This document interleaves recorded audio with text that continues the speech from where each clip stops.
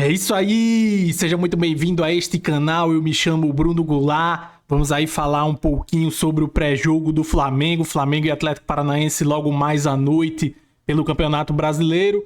E vamos falar aí rapidão sobre a alteração na data da Copa do Brasil, das semifinais, já com choro aí. Vamos ver aí. Today I will win. If you believe in the dream, you can come with me. É isso aí, seja muito bem-vindo a este canal, eu me chamo Bruno Goulart. Já chega aí se inscrevendo, deixando seu like, compartilhando com os seus amigos. Vamos falar aí sobre o pré-jogo do Flamengo, mas antes, rapidão, vamos falar aí só sobre a alteração nas datas das semifinais da Copa do Brasil. Isso até daria um vídeo completo sobre isso, mas vou deixar aí de maneira curtinha, só para vocês terem uma ideia do que aconteceu e as datas modificadas agora. A CBF divulgou neste sábado as datas e os horários das semifinais da Copa do Brasil. Jogo de ida, 2 de outubro, quarta-feira, às 9h45, Flamengo e Corinthians no Maracanã. E o jogo da volta foi alterado. A data: jogo de volta, dia 20 de outubro, domingo, às 16 horas, horário de Brasília, na Arena Neoquímica, Corinthians e Flamengo. E aí, né, segundo o GE, a CBF acata pedido do Flamengo e muda a data do jogo de volta da semifinal da Copa do Brasil. Agora a partida acontecerá no domingo, dia 20, às 16 horas. Os jogos da rodada da Série A, que seriam disputados nos dias 19 e 20 de outubro, envolvendo os semifinalistas da Copa do Brasil, serão antecipados para os dias 16 e 17 de outubro. As finais da Copa do Brasil estão marcadas para os dias 3 e 10 de novembro, dias de domingo. E é claro que com essa notícia aí da modificação das datas, teve o choro corintiano que queria jogar com o Flamengo todo desfalcado. O Flamengo que vai ter aí 5 jogadores servindo as seleções de Uruguai, Chile e Brasil. O Gerson foi convocado, De La Cruz, Arrascaeta, Varela, Pulgar. Então são vários jogadores que poderiam aí desfalcar o Flamengo. E o Corinthians, que não é bobo nem é nada, né? Queria que o Flamengo fosse jogar todo desfalcado, mas não vai jogar. Emitiram nota aí reclamando e tal.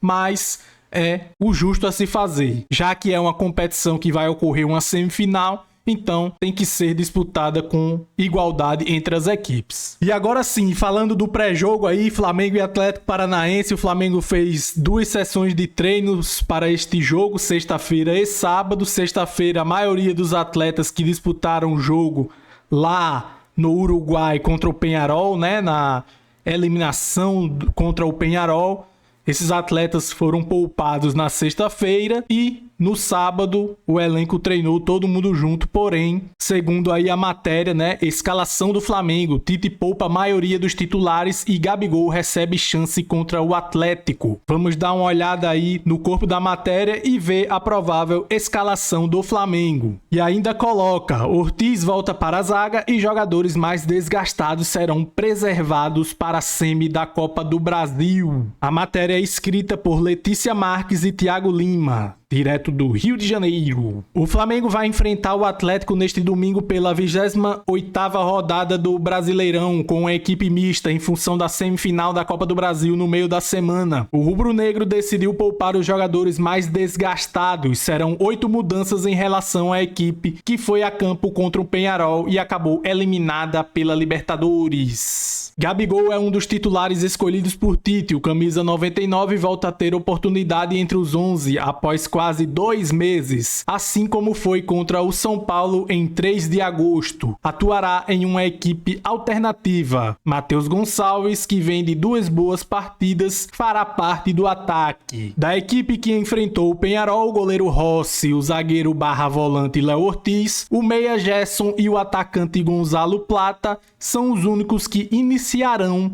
a partida contra o Atlético neste domingo. Varela, Fabrício Bruno, Léo Pereira, Alexandro, De La Cruz, Arrascaeta, Bruno Henrique estão relacionados para a partida, mas começam no banco de reserva e segundo o GE. O Flamengo fez apenas uma sessão completa de treino com todo o elenco. Na sexta, apenas os reservas da Libertadores foram a campo. Desta forma, a provável escalação será Rossi, Wesley, Davi Luiz, Léo Ortiz e Ayrton Lucas, Pulgar, Alcaraz, Gerson, Matheus Gonçalves, Gonzalo Plata e Gabigol. Vale destacar que o técnico Tite não pode contar com Carlinhos, que foi expulso na última rodada contra o Grêmio. Michael já faz atividade em campo, mas voltará a ser relacionado somente contra o Corinthians no meio da semana. Além da dupla, Cebolinha, Vinha, Pedro e Luiz Araújo são desfalques. O Flamengo é o quarto colocado do Brasileirão com 45 pontos, 11 atrás do líder Botafogo e um jogo a menos. O rubro-negro tem só 1% de chances matemáticas de ser campeão, mas precisa defender seu lugar no G4 pensando em vaga na Libertadores de 2025. Bom, galera, só mostrando mais uma vez aí a provável escalação: Rossi, Wesley na lateral direita, Davi Luiz e Léo Ortiz na dupla de zaga e Ayrton Lucas na lateral esquerda, Pulgar de volante, aí como meias Alcaraz e Gerson, nas pontas Matheus Gonçalves e Gonzalo Plata e no ataque, no comando de ataque, ele, o Gabigol. Vamos aí falar um pouquinho aí sobre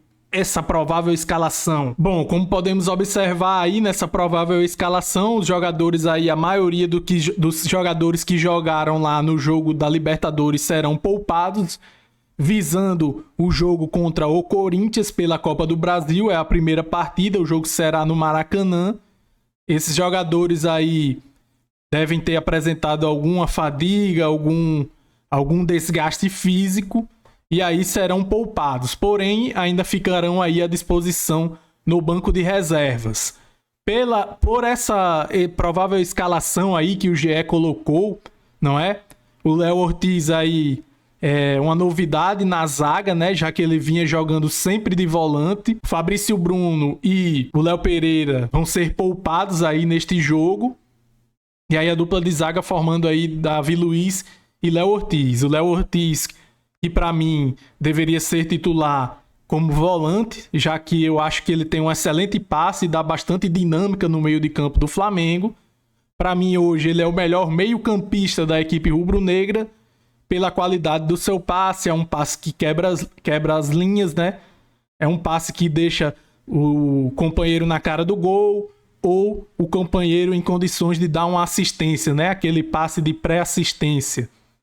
Então, é um jogador de muita qualidade, mas se for para jogar na zaga, ele também joga e ele vai jogar. Inclusive, ele é zagueiro, para quem não sabe. É uma brincadeira aqui que eu faço, né? Porque para mim, ele veio como zagueiro, mas parece aí um camisa 8 ou até mesmo um camisa 10 pela qualidade do seu passe, né? Só uma brincadeira aqui. Bom, e aí eu vejo aqui o meio de campo, né? Com Pulgar, Gerson e Alcaraz. Vamos ver aí como é que vai ser o posicionamento do Alcaraz na equipe, né? Já que lá na Europa ele jogava como um terceiro homem de meio de campo, que a gente vê aqui, né? Porque na verdade ele jogava lá naquela linha de meio de campo com funções ofensivas e algumas funções defensivas.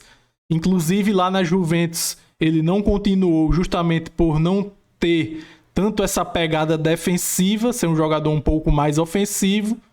Mas vamos ver aí como é que o Tite vai colocá-lo em campo. Lá no Southampton, né? Ele jogava em várias posições do meio de campo. Ele é um jogador que fala que gosta bastante de correr, então ele corre para todos os lados do meio de campo. E vamos ver aí como é que o Tite vai encaixá-lo na equipe. O Pulgar deve fazer a primeira volância, né? E aí o Alcaraz e o Gerson fazendo a meia do Flamengo. Ou o Alcaraz pode jogar de segundo volante. Vamos ver aí também como é que vai ser. Já eu tô vendo aqui pela escalação aqui, porque vamos colocar aí que o Tite vai jogar no 4-3-3, né? Já que ele não varia a sua escalação. Então, se ele vai jogar mesmo no 4-3-3, o Gonzalo Plata e o Matheus Gonçalves vão fazer as pontas. E aí já vai aparecer mais um erro do técnico Tite, um erro que ele continua insistindo no mesmo erro. Colocar jogador fora de posição, porque o Matheus Gonçalves ele é canhoto, então ele tem que jogar pelo lado direito. Se ele for jogar mesmo aí no 4-3-3, ou o Matheus Gonçalves ou o Gonzalo Plata, um dos dois vão ter que ir para o lado esquerdo da ponta. A não ser que ele venha jogar aí com um 4-4-2, não é? E coloque uma dupla de ataque, sei lá, Gabigol e Gonzalo Plata, ou Gabigol e Matheus Gonçalves, não sei, e aí um desses outros jogadores, um dos dois jogadores, ou o Matheus Gonçalves ou o Gonzalo Plata, faria a linha de meio ali pelo lado direito, mas eu acho que isso é totalmente improvável pelo que a gente tem visto aí ao longo do tempo aí, as escalações do técnico Tite. Então, mais um erro aí que o técnico Tite sempre vem insistindo nesse tipo de erro, colocar jogadores fora de posição. Vamos ver aí o que é que vai acontecer, né, galera? Já fica a preocupação, o Tite que tá com a moral lá em baixa, para muitos já deveria ter sido demitido lá no jogo contra o Peñarol, mas a diretoria ainda vai dar essa última chance aí pro técnico Tite, vai ver o desempenho dele neste jogo, ver se ele ainda tem moral com o grupo, etc. Se pode dar uma reviravolta e buscar um gás final aí, quem sabe buscar a Copa do Brasil. Eu, na minha opinião, eu já deixei aí nos outros vídeos, eu não sou esse cara que fica pedindo cabeça de treinador, mas eu acho que realmente o trabalho do Tite aí já chegou ao seu fim, né?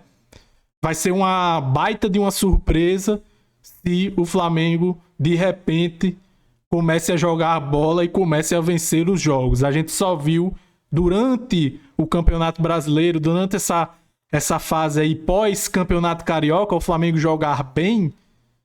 Eu só vi assim mais ou menos no período da Copa América, quando ele tinha um time mais restrito. E aí ele fez o estilo de jogo mais parecido com o estilo de jogo que ele prefere, aquele jogo mais reativo, time mais fechado, jogando no erro do adversário, lutando o tempo todo, etc.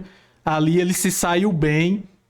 Eu acho que foi o melhor momento dele aí durante o Campeonato Brasileiro. E nos outros momentos, quando ele teve todos os jogadores do elenco disponíveis, é verdade que teve muitos problemas aí com lesões. O De La Cruz, por exemplo, é um jogador que você conta muito pouco com ele. O Arrascaeta é outro também. Aí teve a lesão do Pedro, a lesão do Vinha, a lesão do Cebolinha, a lesão do Luiz Araújo. Vários jogadores aí, principalmente Cebolinha, Pedro e Luiz Araújo, jogadores importantíssimos aí para este esquema do técnico Tite,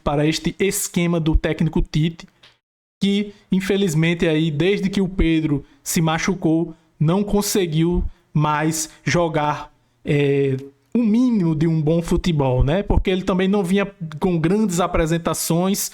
A gente já vinha que o time já vinha em decadência e vinha dependendo muito do Pedro, que era um jogador que criava quase todas as jogadas de ataque, porque a tática do técnico era joga a bola no Pedro que ele resolve. Então, vamos ver aí o que é que vai acontecer, né? Flamengo tem uma oportunidade de se aproximar aí do líder Botafogo, que tropeçou, empatou em casa contra o Grêmio, porém o Palmeiras venceu, né?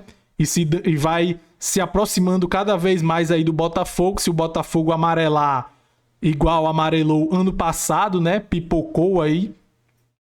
O Palmeiras pode aí conquistar um tricampeonato. Se o Flamengo viesse disputando mais seriamente, se o Tite viesse fazendo um melhor trabalho, a gente poderia estar agora aí brigando também pelo título brasileiro. Mas agora eu acho que é muito difícil, apesar do Flamengo ter um jogo a menos, poderia se aproximar mais dos líderes. Mas vamos ver aí. Eu, como flamenguista, eu sempre vou acreditar.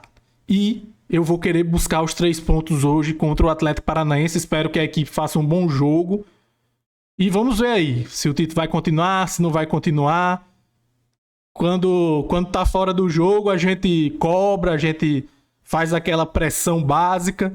mas quando a equipe entra em campo é apoio os 90 minutos, tá bom? E também é importante que o Flamengo vença porque tem que garantir o G4, como eu já falei aí em outros vídeos, mas eu sei que várias pessoas chegam novas aí no canal e eu sempre falo, Flamengo não pode abrir mão de jeito nenhum do Campeonato Brasileiro. Por quê? Porque tem que garantir o G4. O G4 coloca na fase direta da Libertadores. Se o Flamengo for eliminado da Copa do Brasil, se não for campeão da Copa do Brasil, não vai direto para a fase de grupos da Copa Libertadores. Se pegar um G6, por exemplo, se pegar do G4 para baixo, um quinto lugar, um sexto lugar, e aí ele teria que disputar a pré-Libertadores, que a pré-Libertadores começa bem antes. E aí começaria, por exemplo, no final de janeiro. Teria que antecipar aí a volta dos jogadores e você imagina aí, com o calendário normal desse ano, os jogadores tudo com problemas físicos, com desgastes físicos, e você tendo que antecipar a temporada do ano que vem, que ainda vai ter Super Mundial, o Mundial de Clubes lá da FIFA. Então, seria um grandíssimo problema para o Flamengo, e pior ainda, se o Flamengo ficar de fora da Libertadores, né? Então, tem que levar a sério o Campeonato Brasileiro, tá bom? Vamos conquistar pontos, né? E ver o que acontece. Eu, como torcedor, eu sempre acredito, eu não sei vocês, a gente tá agora com o pé atrás, né? Até pelo desempenho do Flamengo. O Flamengo não vem jogando um bom futebol, vem jogando um péssimo futebol. O técnico Tite aí tá por um fio, pode ser demitido a qualquer momento, inclusive pode ser demitido pós-jogo. Vamos ver aí o que é que vai acontecer e o que é que o destino do futebol, o que é que vai acontecer aí, o que é que tem preparado para a equipe rubro-negra e para nós torcedores rubro-negros. Então é isso, galera. Eu vou ficando por aqui. Se inscreva no canal, dê essa moral aí pra gente, tá bom, galera? Vamos bater as metas aí que a gente estabeleceu aqui internamente. Deixe seu like, compartilhe com seus amigos. Saudações rubro-negras e até mais!